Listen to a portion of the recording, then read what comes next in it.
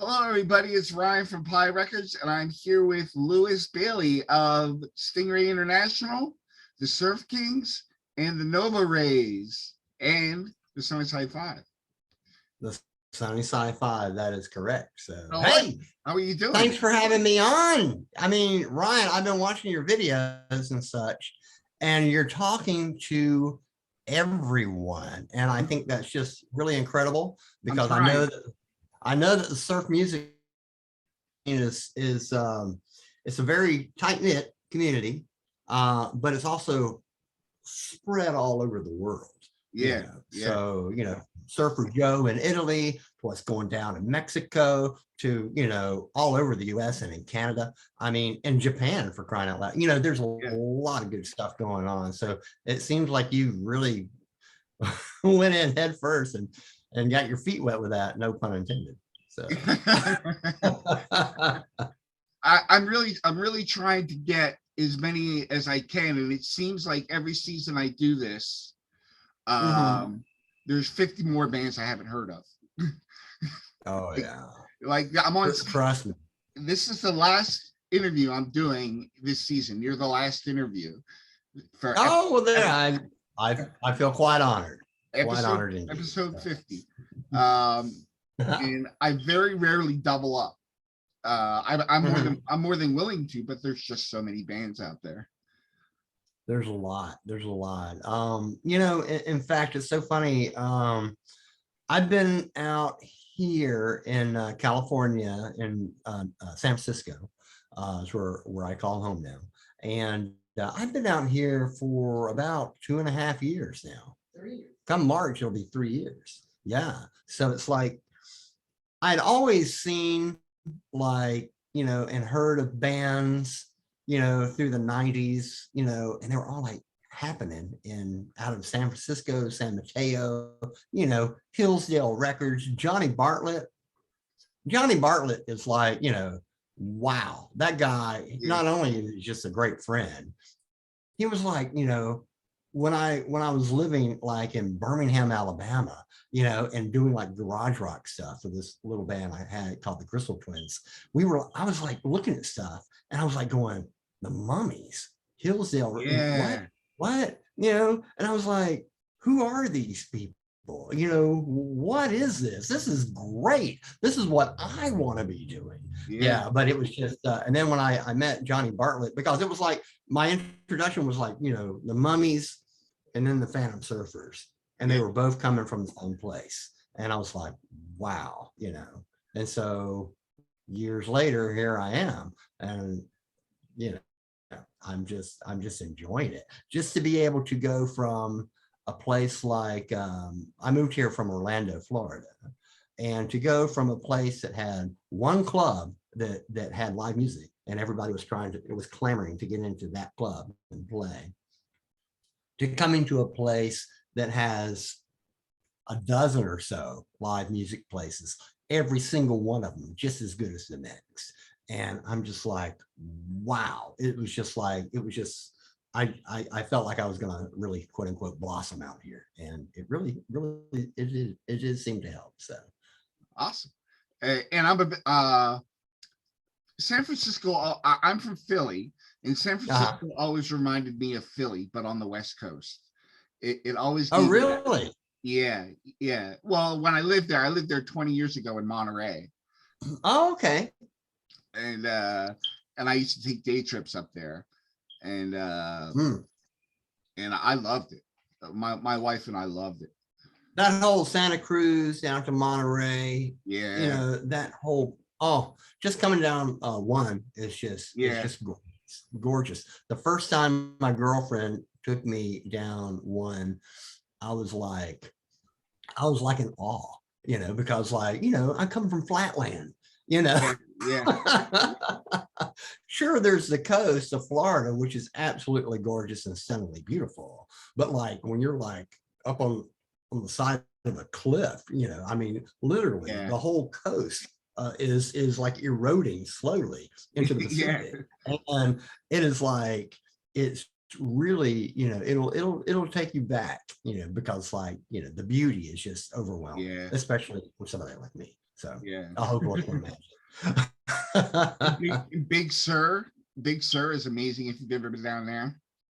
It is. It's it's the whole damn coast is just so gorgeous. I love it. I love it. And and there's stuff going on down there in Santa Cruz. Who is it? Oh, the Mermen. I don't know Oh if you yeah, talked to those guys, not yet. but they are playing New Year's Eve on Ocean Beach here in San Francisco. Oh, okay, And I cannot wait to go see that. My girlfriend and I got tickets to go see that. I nice. just got to I've got to take a disco nap because I'm usually in bed about 9:30. So I take a little disco nap, I can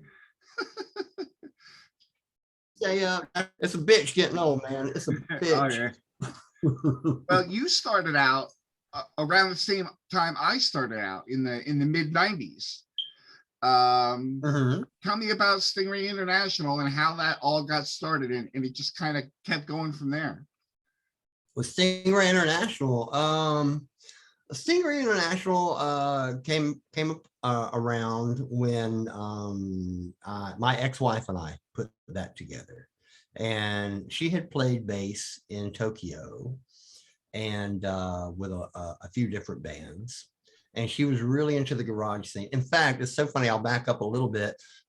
Back in the early '90s, I was touring with a band out of Athens, Georgia, called the Wobbles, and they're a garage rock band.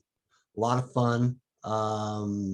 Just amazing. There's been a lot of talk about the Woggles through the years and how they just keep going. Manfred Jones and Company, man, they do it. They just keep trudging along, And it's so funny, when I first joined that band, they always said, look, you got to understand something, Lewis. The motto of the Woggles is we go further for less. So anyway, fast forward years after I was out of the Woggles, Manfred Jones and the Woggles came to play a show in Tallahassee, and I was at that show and I was loving it. And he pulled me aside after the show and he was like, Lewis, you got to have a copy of this. It was like a little fanzine that somebody had put together, and her name was Naoko Goto. And I was reading this fanzine. It was a Japanese made fanzine. I think by that time they had only gone to Japan once. But anyway, Naoko met them, hosted them, and took them around and translated for them, that sort of thing, and did a really good job. And they're like, super tight even today. But like, the funny thing is, Manfred said, "Hey, you gotta check this out. You're in here." I was like, "Oh, I am. Okay, cool." And I looked it up, and she had spelled my name wrong, and I was like, "Oh, well, that's okay." But the thing that impressed me about it is like it was so well done. So I started writing her, and I wrote her, and I said, "This is a really well done thing." Yada yada yada. Boom boom boom. She came to visit. We ended up getting married just simply Wow. because we really we found ourselves very compatible. Um, and so I knew that she played bass, but I didn't know that she was connected to people like the 5, 6, 7, 8s, Oh Jackie and yeah. the Sevens, Guitar Wolf, Seshi from Guitar Wolf, close friends. I think they grew up in the same prefecture. And I was like, wow, this is kind of cool, But like, we started playing. I said, she introduced me to a lot of the Eliki stuff, Yeah. Yeah. Japanese 60s surf thing, because you have to understand, in Japan during the 60s, just before the Beatles really took off, surf music, they were listening to the Ventures and the Shadows and things like that. And the Ventures, when the Ventures toured Japan, they were already famous before they even set foot on Japanese soil. So like, all their concerts were completely sold out all the time. And it created this entire Japanese Eliki boom.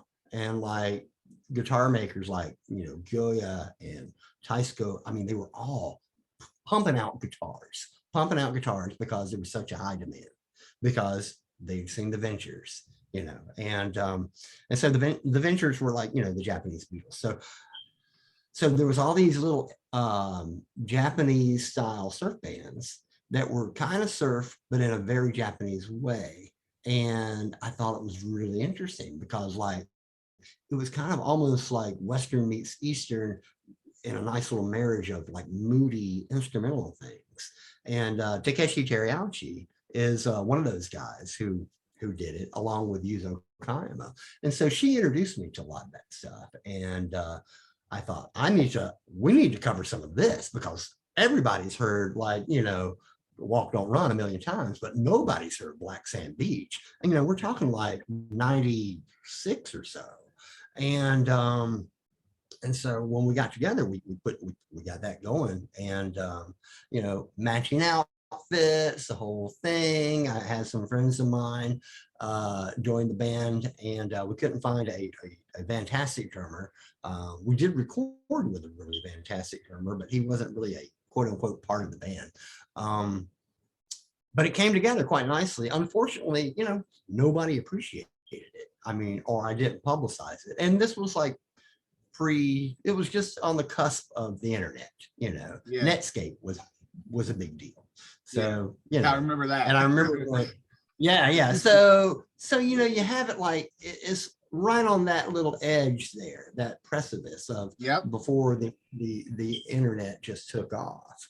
So, I feel like we were lucky that we got to play some places that we did get to play. So, but that was a great band because through that band, I got to play with some of my favorite people in the world, Gary Evans of the Intoxicators, and also George Dial of the Intoxicators.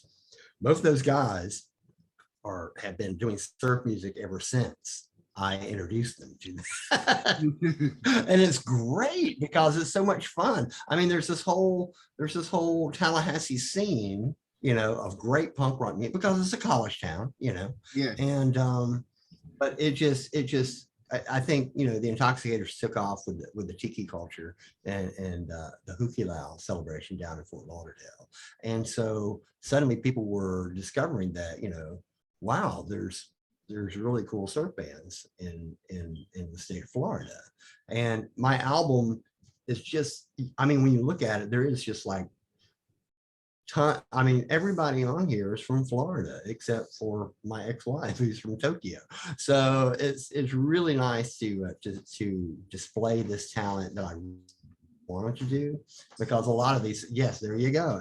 I have it right here. So so this was just my way. I put this out during COVID, the shutdown. Yeah. And I was just like, I had to do it because like a lot of these things existed in different little places, mainly on like demo cassettes and CDs, that we had sent out as promos. But like, this is the first time that any of these bands had been on vinyl, and with these songs. So it's just as much a dedication to those people that I played with at that time, as much as a document of some of my originals and some of my favorite covers that I like playing. Yeah, Black Sand Beach.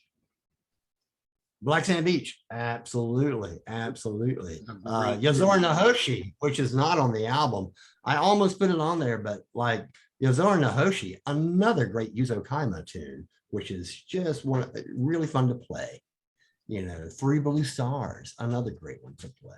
There's tons of Yuzo stuff with Takeshi Teriyauchi on guitar, lead guitar, which is just fabulous stuff. So awesome.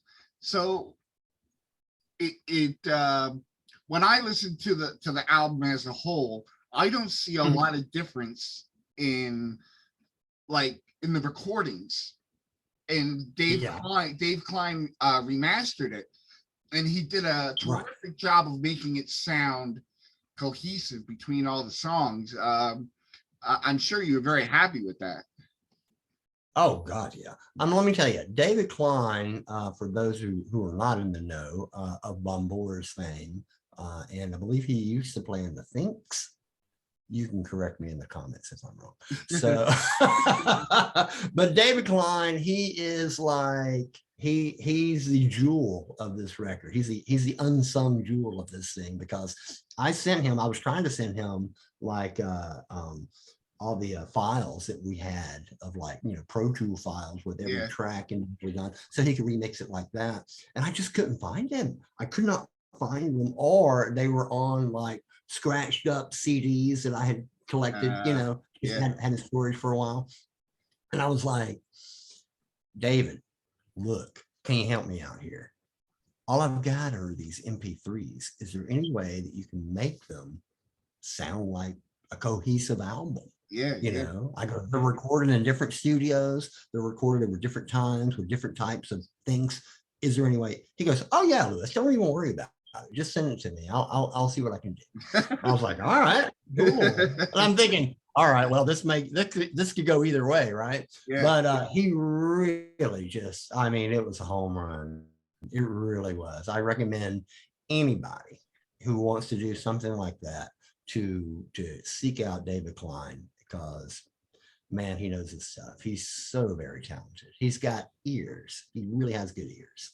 Yeah, certainly. It's fun to watch him on Facebook.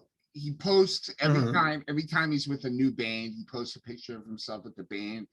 And it's just he just loving what he does, and it really comes through on the music, that like the Ghastly Ones and all the bands he's worked with. It's just you can tell every time you pick up a record, it almost always has Dave Klein's name on it. Oh yeah, I mean, any stuff that you and I would want to listen to. I mean, if you're into this sort of stuff, you can sort of like seek him out. It kind of reminds me of like back in the 80s, when I was listening to lots of anything from Athens, like a lot of Let's Active, and a lot of early REM, stuff like that. If it had Mitch Easter's name on it, I was like, oh, I gotta buy this. I don't know who this band is, but I gotta buy it because Mitch Easter put it together. So this is going to be something that I like, I was really, really into that sort of thing back in that day, because the guitars were just like right up front. It wasn't like, crazy rock and roll. It was thoughtful, but it sort of, that whole scene sort of gave way to the grunge scene, and then everything just moved on. It was kind of nutty. But there's still so many fun bands out of Athens, Georgia right now. I love them all. Mainly Vanessa Hay, of Pylon fame. She's in a band called the Pylon Reenactment Society. And those guys, it's basically her. She's the only one that was the original, member of Pylon, fronting this band, doing all these Pylon songs, which were, just as much her songs as they were her bandmates. And talk about good. I mean, you can't see the original Pylon in concert anymore, but Pylon Reenactment Society, or PRS, you can see them. And man, it's good. You'll still be dancing your ass off. Awesome. So that's a big shout out to Vanessa there. So, but yeah, Dave Klein's great. I love him to death. He did our new single with the Sunnyside 5, and I was interesting to get your take on it. What did you think? I mean, compared to my album that you listened to, how did you like Pink Slip?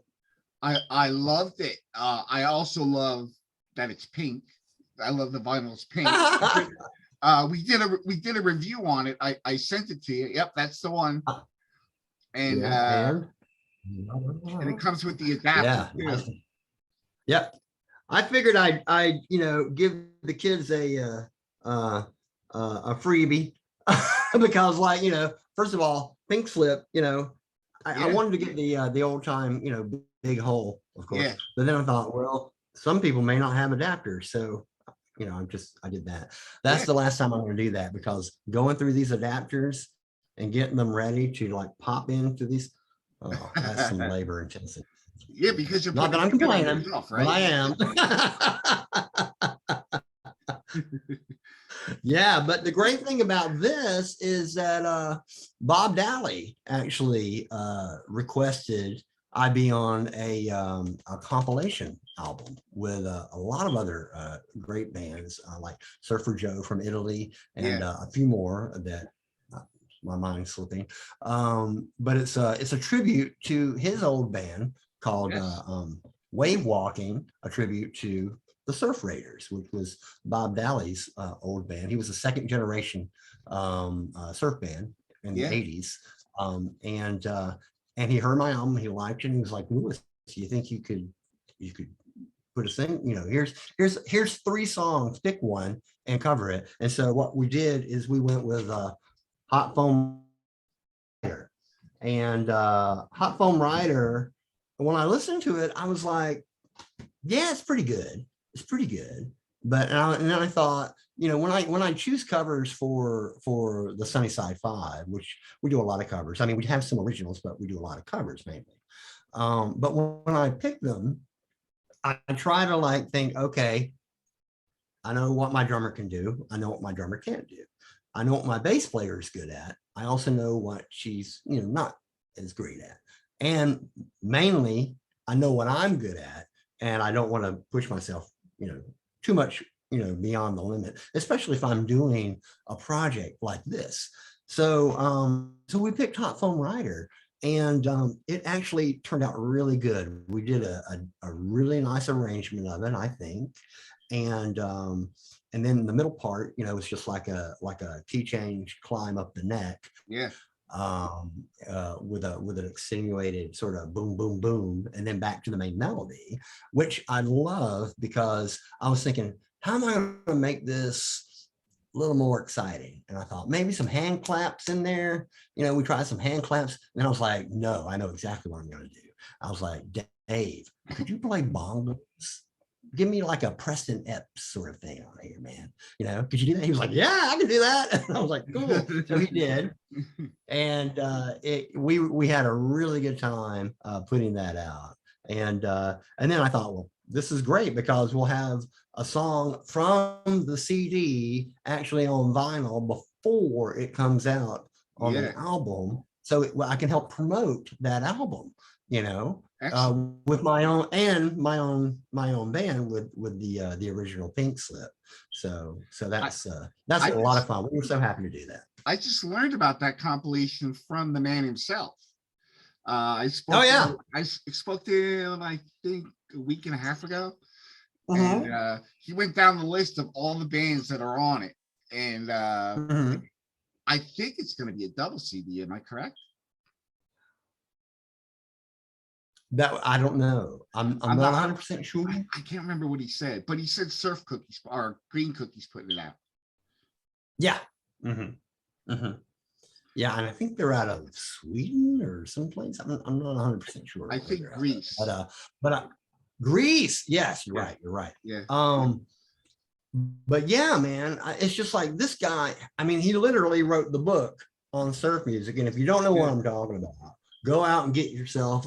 Look at me, I'm plugging everything here. Awesome. Go out and get yourself a copy of this book. It's called Surfing Guitars. You know, instrumental surf bands of the '60s, right? There he is, It's man. There it got is. like he did personal interviews with everybody, including my favorite, you know, the Truants, and also the Trashmen. I mean, everybody's in here. It's just like, if you want to know about like some of the well-known ones, some of the not so well-known ones, he did a great thing with Kathy Marshall in here. Listen, when I was on tour with the Wobbles, I had a first edition of this book. I think this is like the second edition that he put out. And I was on tour with the Waddles. We were going out west with I think we had Dexter Romweber, a Flat Duo Jets, doing a solo thing with us. So we were in the back of the van, right? I was reading that book from cover to cover. Each story basically, was like, we were in high school and so and so had a brother who played saxophone, and he was 16, so he could like drive, and I was like, what? All these like white suburban kids from Southern California, uh, putting it all together. It really was truly like the golden age of the middle class in America at that time. And I don't think it would have happened without that financial kind of thing going on. Yeah. Because everybody brand new, electric guitars for Christmas because they showed an interest, and their father or mom was like, let's have him play some music. It'll be good. It'll keep him off the streets. Right. So, but I loved it. I loved it because of the innocence of the whole thing. And plus, I'm not the best singer in the world, but I'm a pretty good guitar player, or I like to think I am. And figuring out all the surf tunes and surf classics was really a lesson in me getting better on guitar. Yeah. So I just went with that, and I thought this could be a viable commercial thing to make some money on the beach, so that's kind of the way I got into it. Like a lot of people, I grew up with a hand-me-down library of records from my older brothers, and a lot of Beatles, a lot of Stones, Mountain, every now and then like a Dwayne Eddy, sort of thing that I would like to listen. I mean, I'm talking like I'm 5 years old or so, right? And in fact, it's so funny because I was telling my girlfriend this story the other day, how we had just finished watching Get Back, the Oh yeah. amazing 8-hour thing. Yeah. It's amazing if you're a good Beatle fan or if you're a record nerd at all. I mean, it's like wow. And I was telling her how like I remember in 1970 when Let It Be came out, and like at the time my brother came into the living room and I was listening to our old Zenith console stereo. I was probably listening to something like Yesterday and Today or Rubber Soul because those were the Beatles albums that I was used to. That and Revolver, that kind of thing. And my brother came in and he was like 8 years older than me. He was like, "Get your shoes on, buddy. We're going into town to get the new Beatle record." I go, "The new Beatle record?" He goes, "Yeah, it's going to be great." And I was like, "Okay." And so I put my shoes on. I was riding the back of the station wagon. We got to the to the little golden drugs in Bluntstown, Florida, 1970. And there's like a little spinning rack of LPs. Yeah. Right. Yeah. And Let It Be, he picked out Let It Be and took it up to the counter. And I'm like going, "Carl, let me see it. Let me see it. I want to see it." He goes, no, I got to pay for it. I'll let you see it in the car. And so we got into the car. He's pouring through it, right? Because it's a gatefold with a little, pages and stuff. And and he's looking through it. And I'm like, "You got to let me take a look." He goes, all right, but don't mess it up." I was like, "Okay, I'm good." And so he let me look at it. And, and there's a cover of Let It Be, the famous cover of all four Beatles, with their beards and everything. And I looked at it, and the first thing I thought was like, I was like, "Carl, I thought you said this was the Beatles.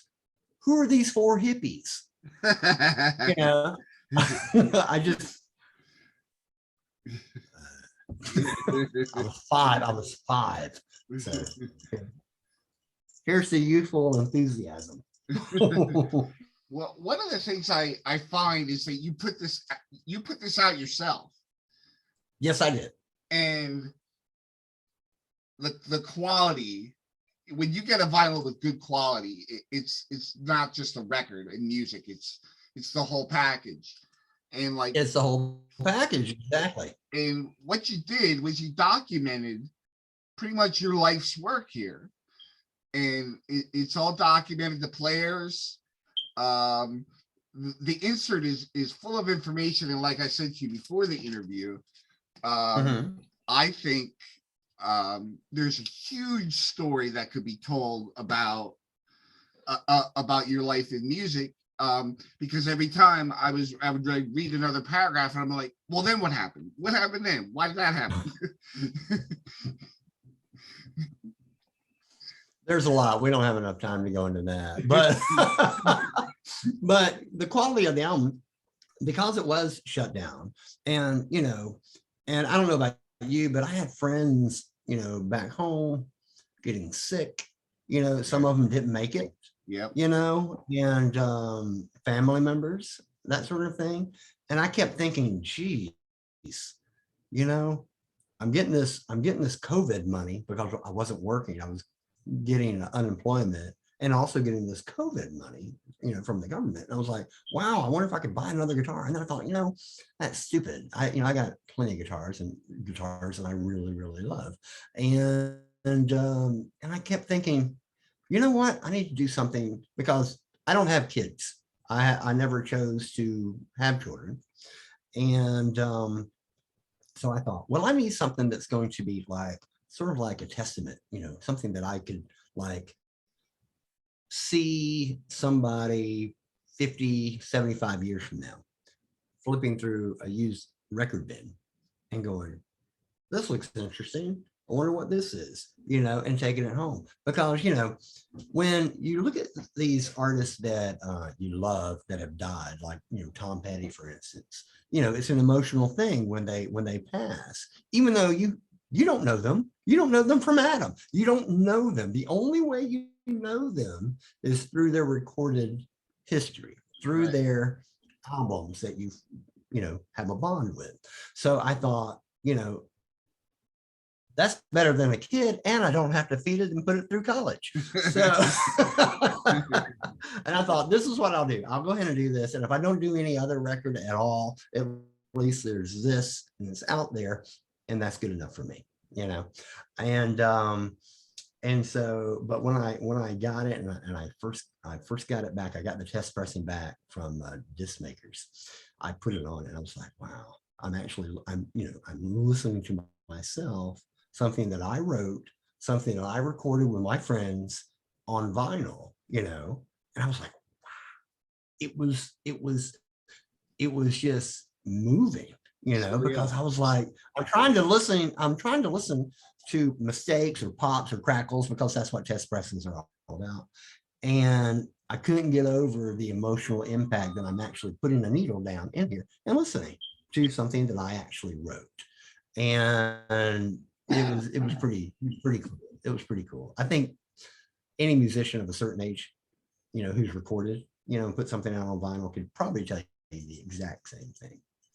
Yeah, once you drop that needle on it and you hear that that crisp at the beginning, and then the song hits it, it's like, I don't know. When we it's a good thing. We used to do that. It was like no better feeling than to say, I wrote that and here it is forever, Yeah. And when you're a kid and you're listening to an album, I used to take like, any Beatle album, actually that really stood out for me was Rubber Soul. I mean, before I was like 5, Rubber Soul was my favorite album of all time. Yeah. But you put it on, you look at the cover, turn it over, you read the liner notes again, and you look at the picture and you could just imagine what they were doing as they were recording this. So, so that's sort of what I wanted to recreate, a little bit. So I don't know if I was successful at that, but hopefully. Oh my God, it's a great record. When I was like, when I was listening to it, I listened to it in my basement on my record player, and then I went and listened to it in my car on Bandcamp. And the thing that stuck out the most was when there would be a measure in a song, it very rarely duplicated the previous. If that makes any sense in the way I'm thinking? Like you do a little melody, and then you change it up again the next time, and then you change it up again. And the guitar playing's fantastic on it, and it was and the writing. there's a lot of good guitar players on here. I mean, I chose these songs because when you first hear the melody, that's me on melody guitar. Like when you hear some like crazy lead, like say, like if you were listening to this and like Black Sand Beach, the first track, opening up side one, track one, Black Sand Beach, Yuzo Kayama, that's Stingray International, right? And that's Gary Evans. Gary Evans is like the really fast stuff that you hear. That's Gary, because Gary came from a almost a metal background. Yeah. He used to listen to a lot of L7, and a lot of other metal sort of stuff. Right. He'll hate me when he sees this when I say it's all metal, but it's not all metal. But like he definitely had that really speedy, dexterity in his fingers that I could never get playing lead. I used to joke to all my bandmates, like, look, I got one Chuck Berry lead and I'm playing in different keys, so don't expect much more. But like him and George Dial, when you listen to George on some of these things, he's playing a telly on that. George is from Perry, Florida. You think that Blountstown, Florida, where my hometown, was pretty damn country. Perry, Georgia was like way out in the hicks. I mean, it was crazy. But like when you listen to his lead, he bends a lot. He makes his Telecaster sound almost like a cat crying, which is a great sort of country sort of thing that he brought into it. So he's got a bit of this country feel. And so when you notice that in these songs, you'll know like who's doing what. As far as like some of the Surf King stuff is concerned, the Surf Kings, I formed that with my best friend from high school, Steve Adams. Steve could play guitar. He was a really great guitar player. In that, most of that stuff, other than the one that I wrote, The Tower, that was like my first song that I wrote on with surf guitar. I had this melody, and I just repeated the lick. I remember sending it off to Phil Dirt to review one time, like back then, way back then when Phil Dirt was doing this thing. He reviewed it. He goes, "Great fun song, very hook oriented. This one melody line repeated." And I was like, "Is that a good review? I can't tell." But like, things like that on some of the Surf King stuff, I'm like chunking on rhythm and playing second guitar when Steve is actually taking more of the lead stuff. Except on things like Walking Bristol Bridge, I'm like Mr. Melody on that. And what was the Tower? Same thing. What was the other? Was there one more on here? Morpheus. I'm playing rhythm on that one, and Steve is just doing like a little very single note thing on the Strat. That was back when we used to play Strats through Silverface Master Volume Twins. And let me tell you, you want to talk about loud?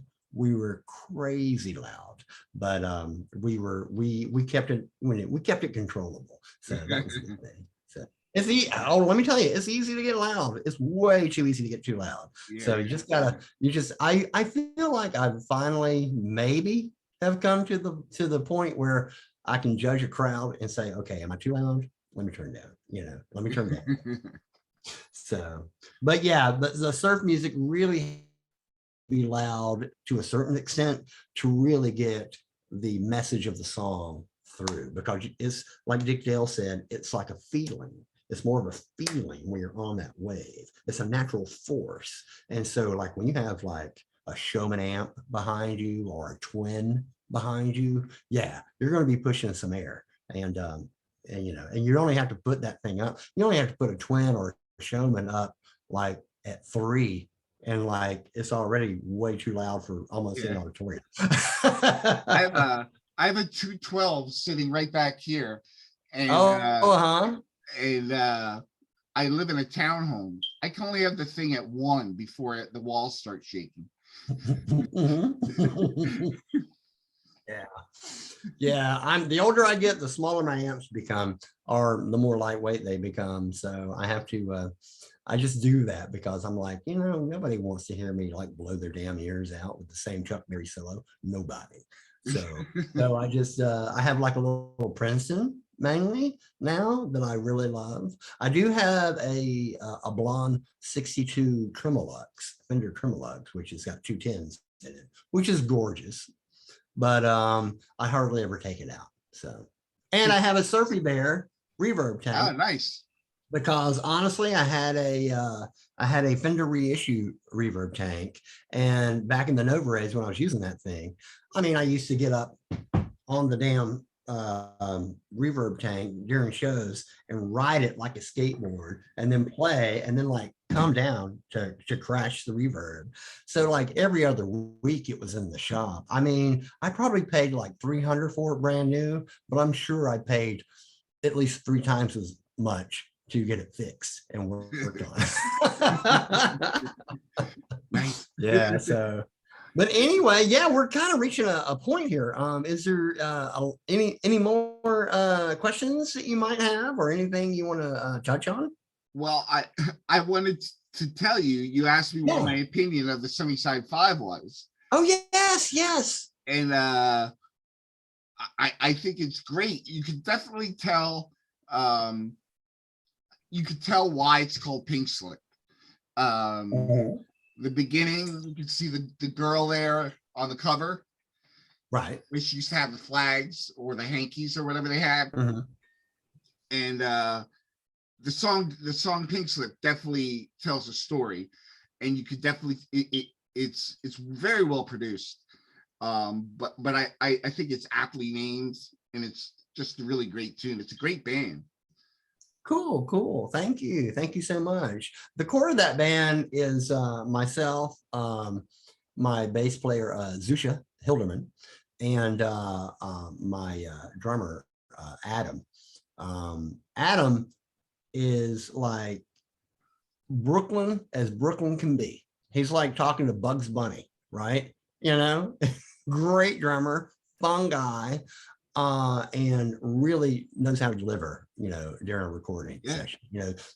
He's a great drummer because he doesn't overplay, but when you need him to really build the energy, totally there. And that's really cool. Zusha is fun too. Zusha came from the Netherlands, and she has been in San Francisco about 10 years or so, I want to say. Married to an amazing fellow who is like one of the best guitar players I've ever been, guitar player. And Zoo has been playing bass only about 4 or 5 years, maybe. Oh. And she got together. I met both of them at a jam session, back when I first moved here. And I was like, these guys are really tight together as a rhythm unit. I could see Zoo following Adam, and also Adam playing off of Zoo very, very well. I mean, the two of those are like, those two are like, brother and sister, and it's so weird. I mean, and the three of us, when we got together and formed the band, it really came together quickly. And simply because our chemistry was so good. I mean, we're all older, and and what was it I going to say? The thing about the band is called the Sunnyside 5, but there's only really 3 of us at the core. I mean, we've had 4 people, we've had a full load of 5 people at one time, but like lead guitar players will come and go. And keyboard players, kind of come and go. Right now, we're playing with the fantastic John Ashfield of the Bobbleheads, and also his secret identity as this guy. Yeah. Oh, you got the vinyl. I do, and it's uncolored. He and his husband would color these things, right? Yeah. No, I want it just like this, John. This is the way I want it because it's so well put together. And John is such an amazing musician, he's so cool. And look at that. You want to see something cool? Look at that. Look at that vinyl. Isn't that nice? Clear vinyl. Yeah. Love it. Love that stuff. So yeah, so John's playing keyboard with us, and I have this old Fender Contempo keyboard that sounds a little bit like a Vox or a little bit like a Farfisa, and really, really bright. So you have to watch the volume with it, but he makes it sound perfect with the stuff that we do. And mind you, it's a lot more garage rock covers and garage rock originals than surf. I mean, the only thing that we're doing right now is promoting Pink Slip, and we're doing some more instrumentals, but mainly at the heart of it, I like to sing Trog's tunes. So, it's like that, or them, that kind of stuff. So anything by the Standells, I love the Standells. So yeah, it's a lot of that. I mean, and some people are like, covers. And I'm like, hell yeah, they're great, because like if people are into it and you're into it, you can make a cover version, your own version, without sacrificing what made that original record just so amazing to you to begin with. So yeah, so basically the Sunnyside Five, everybody sees us as a three-piece and they go, where's the other two? And I'm like, well, they couldn't make it this time, maybe next time. But yeah, I'm so glad that we were able to talk tonight, Me Ryan, too. because I'm just so glad to see what you're doing and promoting surf music and doing all these great interviews. It's great. And I do apologize. John probably warned you that I talk a lot. So He told me that you guys were talking about if I had you on at the same time. oh yeah, it would be like you would have to. It would be like for guitar nerds only. It really would be. Well, I really appreciate that your support and the time you take. I'm always grateful that the musicians put aside time during their day to talk to me, because everybody's got lives. They're playing in a band, they're working, they've got families. But I really appreciate your time. I really enjoyed that full length that you put out. It's just so crisp, and the tremolo picking is so good. I just I had it listed in my store. I had 2 copies, and I took one out. I took one out to keep it because I said, well, some of these I like, and I like, oh, they're so hard to sell. Like, I just want to keep it. Yeah. I understand, and thank you for the compliment. That's really cool. That's very cool. It's so funny because like that album will be a year old this Christmas, because I had it released last year at Christmas, and so this past year has been really good because I've been able to get a little bit of traction on it. And like I said, I really wanted to get it into some record stores to see if they could sell it. But of course, the most money I can make from it is just, people contacting me, or Laguna Bay, which is my, my business end of the thing. Laguna Bay, LB, Lewis Baily. Get it? Yeah. Whatever. No biggie. So anyway, I was going to tell you about some of the album, the places that I have the album at. In San Francisco, in the Bay Area, Amoeba Records has a oh yeah, they one. Were. It was really nice. I mean, I wasn't sure how to do this, and I was like, I went in like, oh, I'll just see if I can sell these records for like cost and whatever, or trade for like a t-shirt, or a hoodie. You need a hoodie. You need a hoodie in San Francisco, so everybody needs a hoodie. So I thought, yeah, I'll do this. I'll promote this. They can have my record in the thing. If it sells, that's great. If not, that's cool because I'm promoting them with a hoodie or whatever.